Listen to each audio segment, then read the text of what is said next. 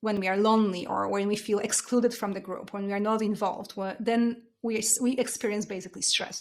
This is the same, for example, when people don't have friends or when they don't have a romantic partner, they experience basically larger stress in a very simplistic way. But also we have other systems.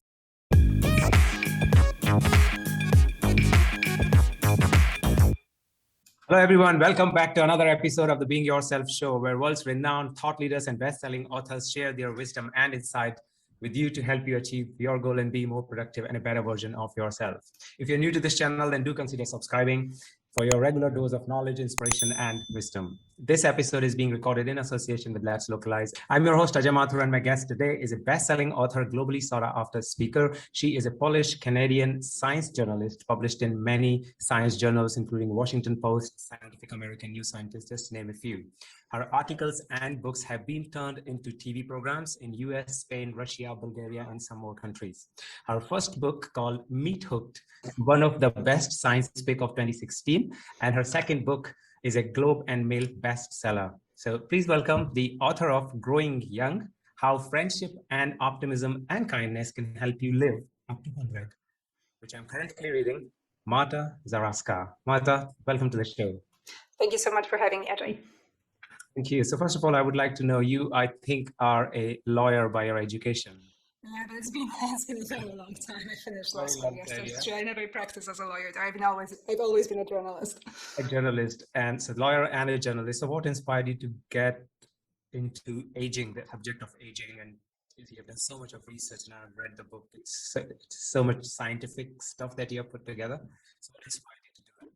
I mean, I've been writing about related topics for many years, about healthy living, nutrition, also psychological issues, mental health, for the Washington Post, Scientific American, as you've mentioned before. So these were topics I've been working on for a very long time. So it kind of came out naturally out of my research.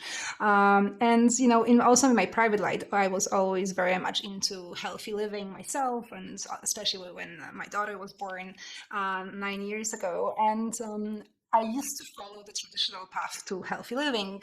So, you know, all the eating healthy, exercising. But then in my research, I started coming across more and more studies showing that even though healthy eating and exercise are very important for longevity and health, there was this whole other part that I was missing on. And that is exactly how friendship and how it's important for our health, our social communal living, community involvement, volunteering, kindness, optimism, generally personality, and how all of this is extremely important for our health. And at least as important as nutrition and exercise, and sometimes for some things even more important. And so that was hugely eye-opening for me. So that's why I decided to write Growing Young, to find out more and also to be able to apply it in my own life. So how much is it, like, growing young is sort of biological issue, and the industry of anti-aging pills and creams and whatnot is massive, right? And you talk about it in the book also. How much of it is fake and how much of it is really legit? I mean, all of these things I'm writing about, so, you know, optimism, kind of, this is all purely biological, right? So, but when we're talking about this kind of longevity hacking or health hacking, how is it called? And most of it has nothing to do with real science. So, you know, in a way, living healthy and living long is quite simple, and not much in research has changed that much. So the overall picture, you know, it's just eat healthy. So eat vegetables, avoid sugar, avoid fast food, right? Exercise, move around.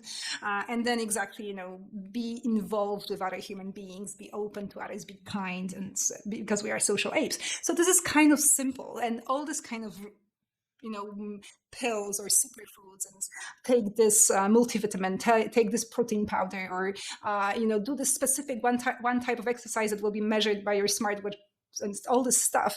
It's mostly just you know, hype and companies trying to sell us certain products, and sometimes they find some small thing in one study, and they will, you know, spin it around to show that this is exactly what you should be doing. But this kind of approach to longevity, you know, this is not something that really makes much sense, and most of it is just trying to get money out of people.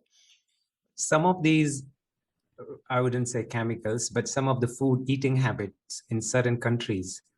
And for example, France, and you settled in France finally, and it looks like France has a good longevity when it comes to how long people do live.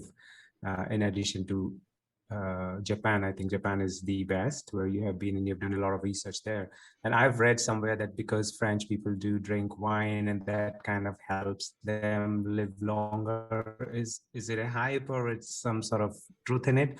And what a particular country, which is the life expectancy is more, is doing different than the others? I mean, so definitely, there are certain truths to the fact that French tend to eat quite healthy. So, for example, they almost never snack. So, at least, especially the older generations, because the younger generations are kind of falling more into the kind of North American eating pattern, although they are still far from it. But they definitely don't snack, for example, the way Canadians or Americans do. They eat smaller portions, they eat regularly. So, there's a lot of good things going on here, just in terms of pure nutrition.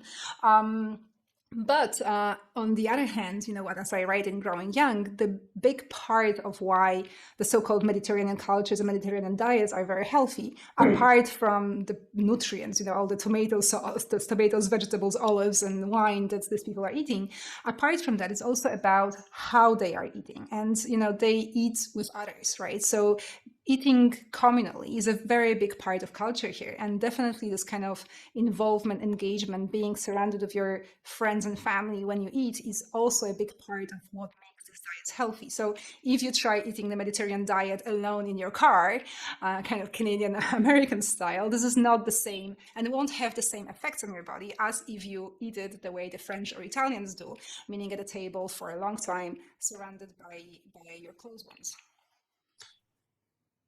So it's okay. So that's one aspect, and another aspect that you touch about is how do they live with each other, right? That's your mainly the juice of the book is the social relationships, the interaction, and that kind of thing. So that also adds. So in the countries where the life expectancy is more, is it like people do live together and then kind of they're more social than the other countries? Is that fair to say?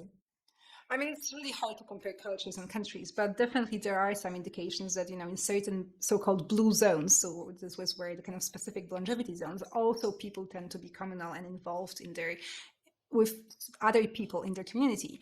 So, for instance, in United States, in the 1960s, there was this town. I mean, it still exists, but there is a town called Roseto. It's located in Pennsylvania, and in the 1960s, it came onto the radar of scientists and doctors because in this particular town, people were living much longer than in all the surrounding areas, and they almost never had heart attacks.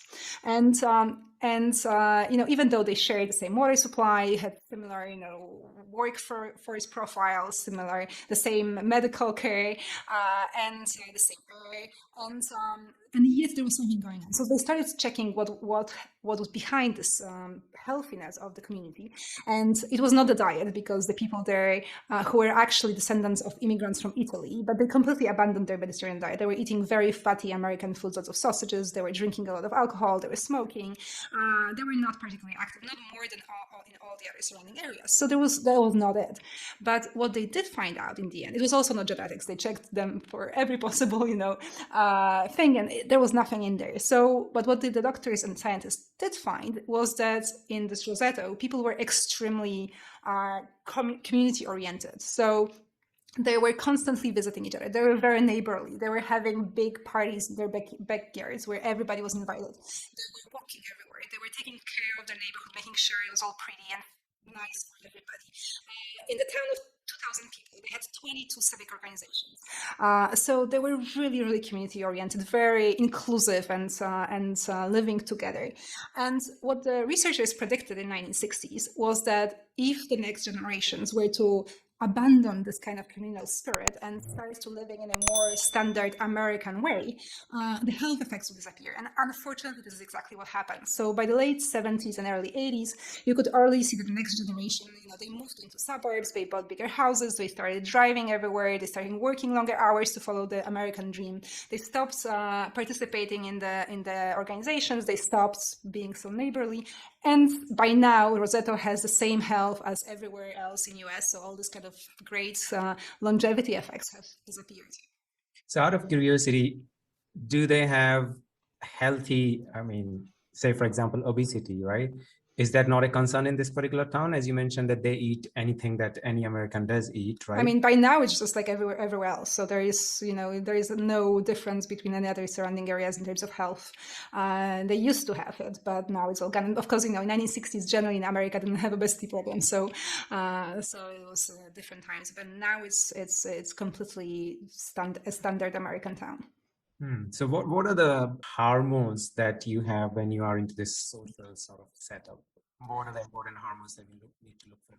I mean, so there are lots of different things that connect how we live our lives socially and generally our mental health and our social health with our body's function. And the reason for that is because, as I mentioned before, we are social apes. So just like chimpanzees, for instance, we evolved to live in a tribe, to live surrounded by others, and our bodies evolved to function the best when we feel we are safe in our tribe.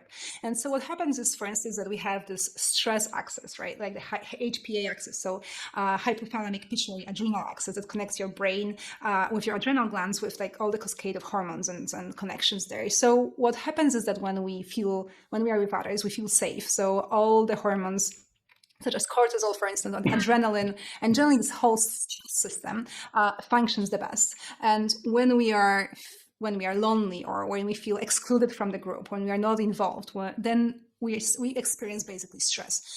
This is the same, for example, when people don't have friends or when they don't have a romantic partner, they experience basically larger stress in a very simplistic way. But also we have other systems. So we have, for instance, social hormones such as oxytocin, serotonin, endorphin, vasopressin. So they are all hormones that regulate both our social life and physiological processes in our body. So for instance, oxytocin is often called love hormone, which you get when you are hugging your loved ones or when you're kissing someone or when you're holding hands or even when you look deeply into the eyes of your dog, for example. So you get the boost of this oxytocin hormone, but this hormone has also direct physiological effects on your body. So for instance, it can promote bone growth, potentially preventing osteoporosis. Endorphins, which you get when you are with other people, are natural painkillers. Serotonin also, for instance, another hormone, the social hormone, can impact your kidney and liver function. So there is so many things happening, that on one hand connect how your body is with other people and how different physiological processes inside your body. There are also other things. We have the vagus nerve, for instance, the longest nerve that goes directly from the base of your skull and your breathing rate, your digestion, for instance. And this nerve also is involved in how we feel among other people. So there are so many different things. Your microbes, for example, in your gut, another connection. We exchange microbes with other people. When we are hugging, touching others, we exchange microbes for our skin. And for instance, also the gut microbes, they are dependent also on your friends, on your family. So we exchange those things with other people, and those microbes also impact our brain, our mental health, our hormones. So it's all so interconnected. But basically, it boils down to the fact that when you are with other people, when you're involved, whether it's neighbors, community, friendship, you feel safer and your body functions better. So it looks like with the amount of scientific research that is being done in this area, we know what kind of hormones that impact it and what kind of anything that is formed in your body. And oxytocin, I know that it is possible to get oxytocin injections if you want, right? I mean, those kind of things are available in the market. So if we have kind of cracked the code to what keeps you happy and live longer, and somebody is making a supplement out of collecting all of those hormones, put them in a pill and start selling in the market. That won't work. Thank goodness those oxytocin sprays are illegal for now. And I mean, you can only use them for research purposes. So please don't do that. Don't buy them even if you find them. And generally, our bodies are not so simplistic, people who want to find a pill for everything, it just doesn't work.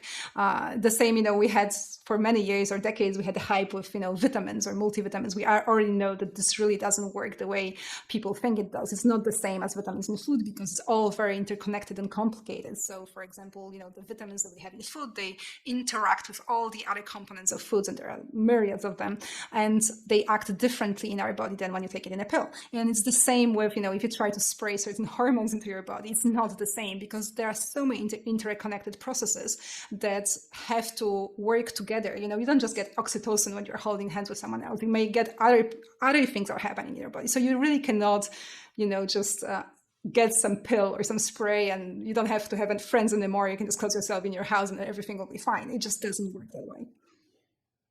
Right. And I think I was in one of the chapter in your book, you spoke about one of the person who had taken a lot of supplements for different vitamins, and he had some heart issue, I think, and then he went to a heart surgery or something like that. Yes. The doctors found some sort of layer, which they said it is because of the amount of supplements that he's taking. Now that gave me goosebumps because, nowadays when it's, you need to boost your immunity, right, to get rid of this coronavirus and stuff. And everybody's saying that I have zinc, I have vitamin C, and whatnot.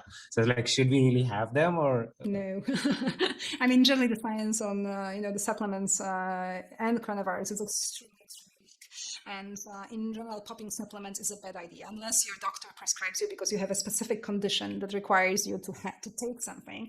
Then just popping something by yourself is generally a bad idea. Just don't do that. And the fact is that everything you take, these are active chemical compounds, right? It may be a herbal supplement. It sounds innocuous, but the truth is it's an active chemical compound, and they interact with everything else that you may be taking. So if you're taking one herbal supplement, it may interact with your other herbal supplement, creating very dangerous interactions.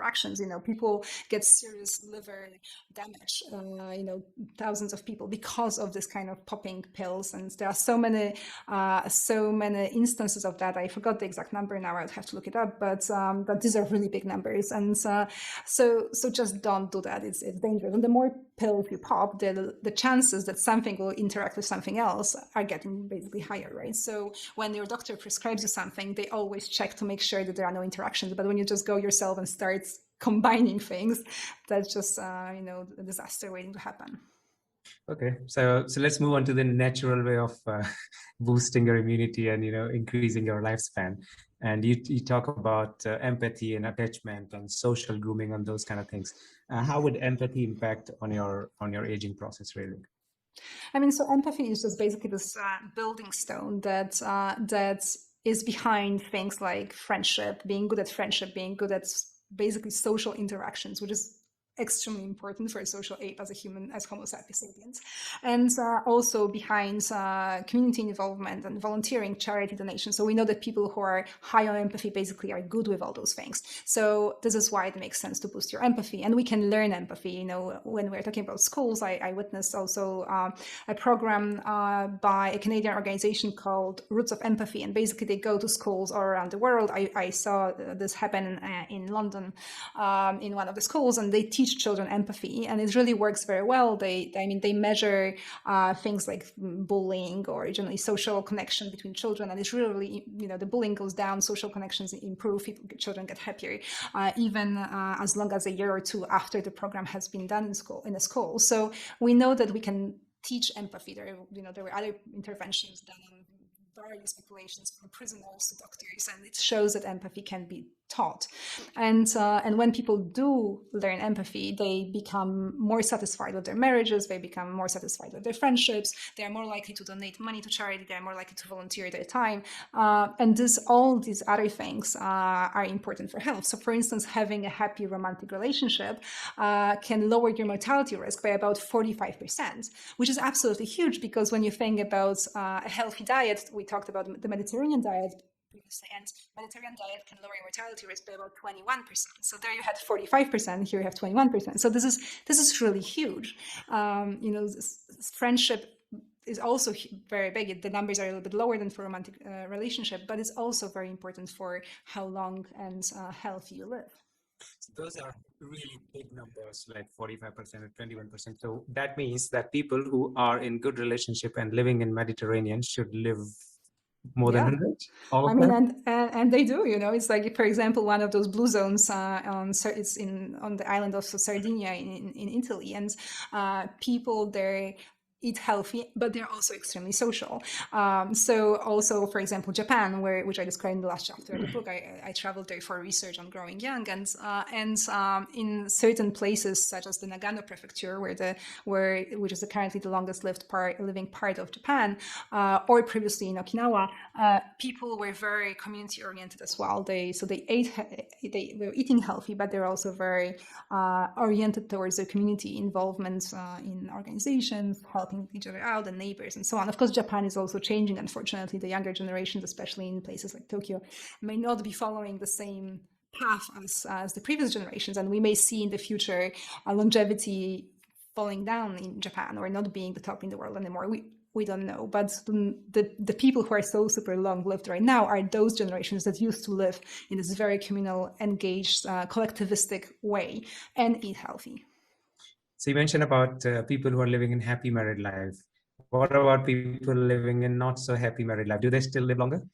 Uh, Depends who. So women, no, but actually for men, bizarrely, several studies have shown that even not a very happy marriage can still be beneficial. And it puzzled scientists for a while. How is that possible? And they came to a realization that this is something to do with women being more often organizers of social life in general. So yes, the marriage may not be very good, but the men may profit from it because the women are, involved in setting family reunions and meeting with friends and connecting with them, with neighbors, and also nagging them to eat healthier. So there may be some benefits there, but of course, the better the relationship, the better for health. And for women, research is quite clear that only a good enough marriage, it doesn't have to be the best marriage on the planet, but if it's good, then it's good for your health. So you mentioned a few times about Japan, and I understand Japan has this practice called ikigai, right? And they kind of promote, even the government promotes the use of it, isn't it? So Yes, it's yes. basically related to what kind of attribute that people show. I mean, so ikigai is purpose in life. Like, it's a very rough translation, but it's another of those very important components of healthy and long life. And when I talked to researchers in Japan, ikigai was usually one of the first things they talked about when we were talking about longevity. In the West, usually scientists who study aging first talk about diet and exercise and all this kind of not smoking and all the usual suspects. But in Japan, ikigai really comes up very fast. And even, as you mentioned, the Ministry of Health put it into their own official strategy for promoting healthy and long life. So exactly finding meaning in life, purpose in life. And it doesn't even have to be anything huge. Of course, it can be, preventing climate change or saving elephants or whatever. It can be something big, but it could also be, and often is for the Japanese people, something rather small, like, for example, taking care of my grandchildren or keeping my front yard pretty so that the neighbors enjoy it. Sometimes it's really very small things, but just giving something back to the community and making lives of other people better in even small ways can be your ikigai. And research does show that it really has a big impact on health, especially on cardiovascular health. People who have found this purpose, this ikigai, have much lower risk of heart attacks and generally cardiovascular disease. That contradicts with what I see in news sometime, I think some time ago. Japan, people do work a lot and people do die out of overworking. And even they have a word for it, like dying from Yes. working, right? But So this is that's a different again, contradiction, right? I mean, no, it's not a contradiction. It's again the young generations, but it's the old generations, right? So once again, when we're talking about statistics and longevity, the people who are making the longevity statistics right now are the previous generations, right? So the people who are living up to the 100 right now, they were born obviously 100 years ago, and they lived differently. And the new generations, the people who are dying of overwork because they're in their 30s, they will make the statistics in several decades, and then we'll see what will happen, right? So when I was researching and talking, I was talking to people who are in the 80s or the 90s, and these were the people who were talking about ikigai and communal living and being with others, and they do live long. But if you talk to the people in their 30s or the 20s, that's a different story, and what the effects will be, we will know in 50, 60 years. So they're not able to give that skill to their younger generation then, isn't it? Yes, and it worries the researchers. When I talk to the aging researchers in Japan, they all mention basically how worried they are about the new trends and how the culture is changing and that it's not going in the right direction. Just for instance, like I've mentioned before, France, that the older generations that eat much healthier than the younger generations, and obesity is also rising here, and people are snacking more and eating more sugar, and the consequences will come as well. So things that made people live healthy and made certain countries or certain areas the blue zones of longevity may no longer be true or there in 30 or 40 years. You've dedicated a whole chapter about how personalities and emotion do impact your longevity. I'm particularly interested in the personality. What exactly do you mean? What kind of people live longer than what kind of other people? So definitely optimism. So, it's not a personality trait per se, but it's related to personality. So optimism is one of the things that is really important. So in generally, people who are optimistic, who are satisfied with their lives, and they live on average about 10 years longer than people who are not so happy. And another thing is something called conscientiousness. So this is a personality trait, and this is something that's behind, paying your bills on time, showing to meetings on time, keeping your desk neat and tidy, and generally, following your obligations and paying bills on time, all this kind of stuff. So it may sound very boring, but in fact, research shows that conscientiousness is one of the biggest predictors of health and longevity. Part of it is because people who are conscientious, they also tend to exercise, eat healthy, follow doctors' orders, wear their seatbelts, and so on. But there are also probably some direct biological effects, for instance, on stress. So people who are conscientious, they deal better with stress. They have lower cortisol levels, so the stress hormone cortisol in their bodies. They have lower levels of inflammation as well, and we know that inflammation is also one of the big predictors of all the nasty diseases that can happen to you, like cardiovascular disease or diabetes. So one researcher to whom I talked, he actually said that if conscientiousness could be put into a pill, it would be one of the most powerful drugs on earth. Of course, again, we cannot do that, but we can learn to be more conscientious. There are interventions showing that just like with exercise, you can improve your conscientiousness muscles, and just by doing small incremental changes in your life, you can become more conscientious and profits in health-wise as well, because there is something called the spillover effect. So basically, when people become more conscientious by keeping their desk tidy or making their bed in the morning, they also later on start to eat healthy and exercise more, which is kind of fascinating way also as a kind of backdoor way to start living healthier in general. That inflammation thing always puzzles me quite a lot, because I do not really understand it, because when you have anything and a doctor will say your inflammation markers are high, and well, you don't have any visible inflammation, but it's happening somewhere in the blood or in the joints, like many different kinds. And I was a little bit struggling to connect that with the behavior of the people who are more organized, or I don't know, somehow I'm not able to connect to. So for instance, one of the things that is famously connected to inflammation is loneliness, and there are evolutionary reasons for that. So basically, inflammation is a very good response to protect your body from wounds and bacteria. And in our evolutionary past, it all made perfect sense. So you have two basic responses of your body. You can say there is antiviral response and there is antibacterial response. And when we are with other people, surrounded by others, our antiviral response is up. So we are better at fighting viruses.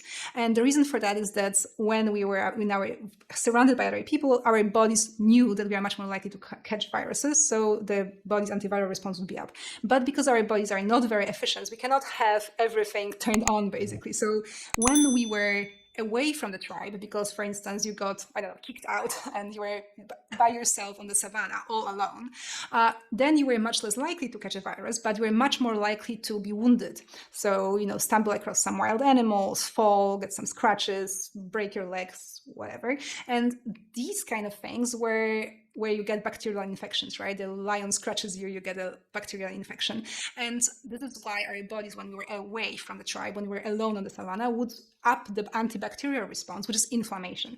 And also when you're away from others, you were feeling lonely, you were feeling stressed. So stress and loneliness still up our antibacterial response to inflammation. But the problem is we are no longer living on the savannah. So the things that stress us are not the same as they used to be, right? You're not stressed as kind of because there's a lion there. We're just kind of very passing stress. It's there is lion, there is no lion. But we have these chronic stresses of paying mortgages, of working long hours. And this chronic stress causes us this kind of inflammation response, which used to be good for us, but it no longer is.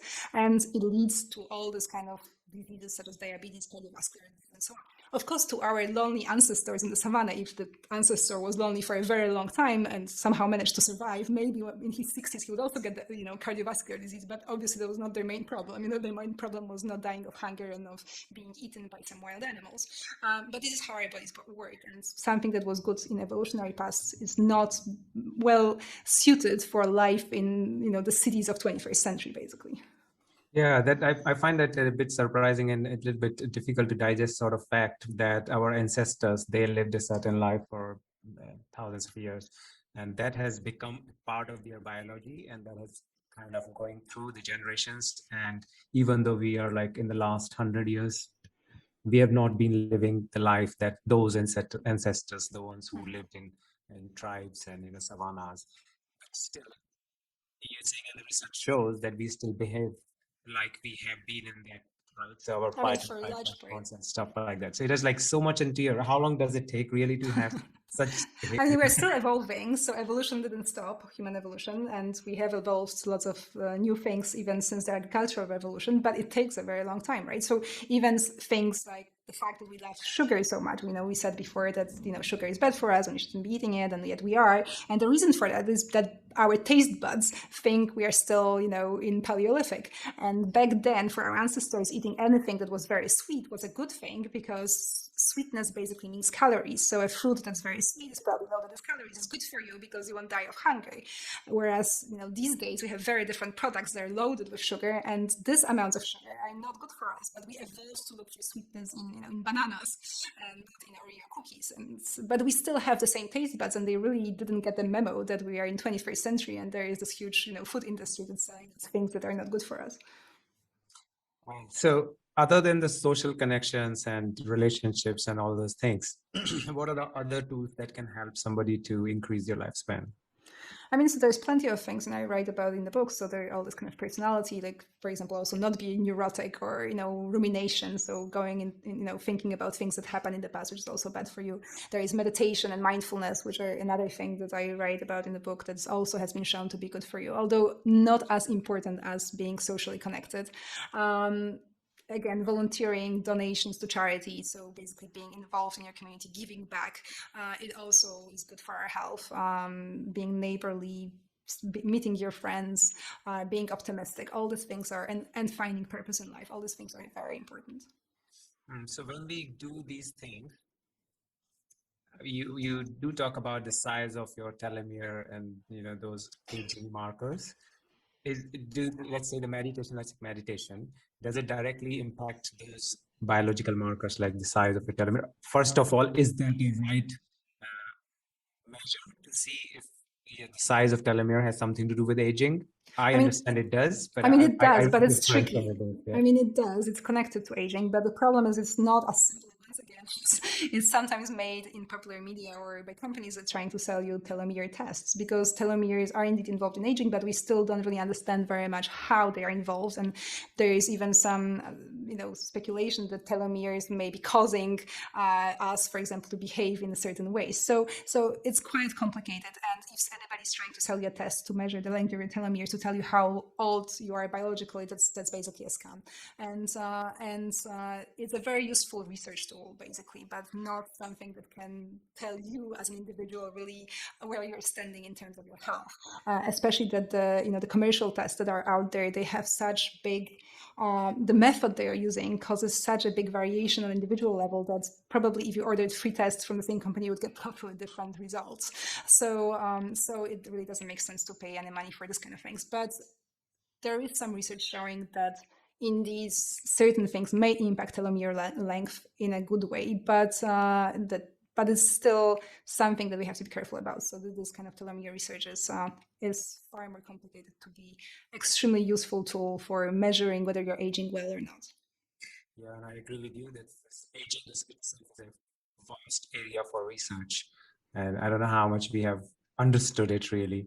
So if you have to tell somebody who is in a school, like students, for example, about aging, you want to just give them some idea so that they have a longer age, not like what is happening in Japan, for example, we just discussed. What would be your, let's say, 2-line, 3-line advice? I mean, so for me, it's like, definitely eat healthy and exercise. This is very important, but don't overthink it, right? So you don't have to eat some miracle foods or special supplements. Apples and carrots are perfectly fine.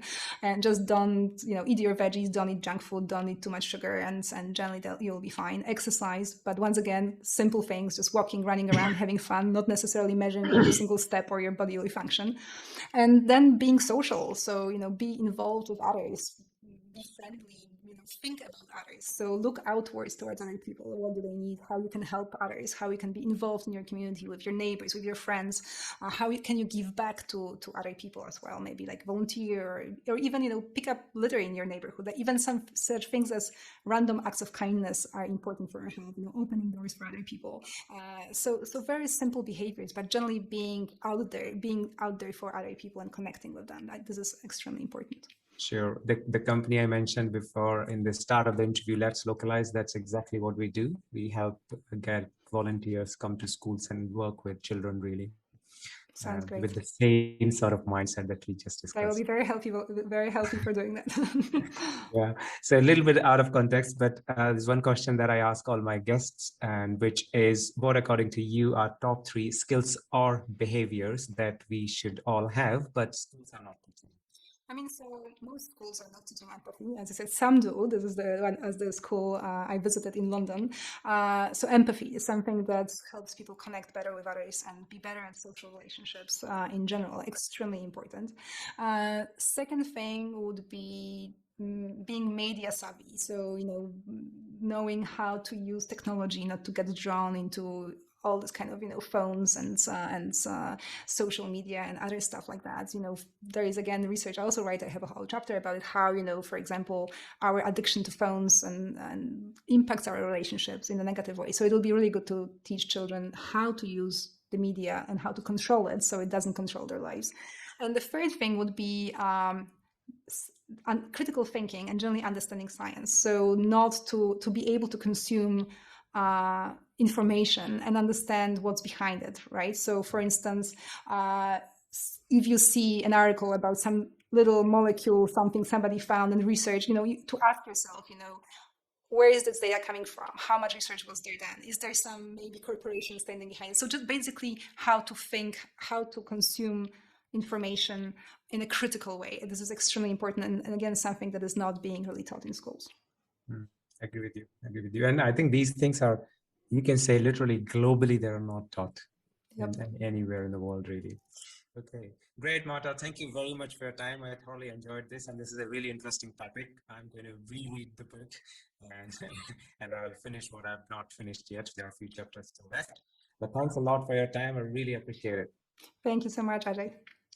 Guys, if you're looking to know more about her work, it's really fascinating. The book is really amazing. It's got so many scientific facts to support the statement that she's making. Please do check out. I'll put all the links down there. But if you've not done yet so, and if you found any value in this interview, then do consider subscribing to this channel. And I will see you again next week with another amazing guest. Until then, you take care and keep learning.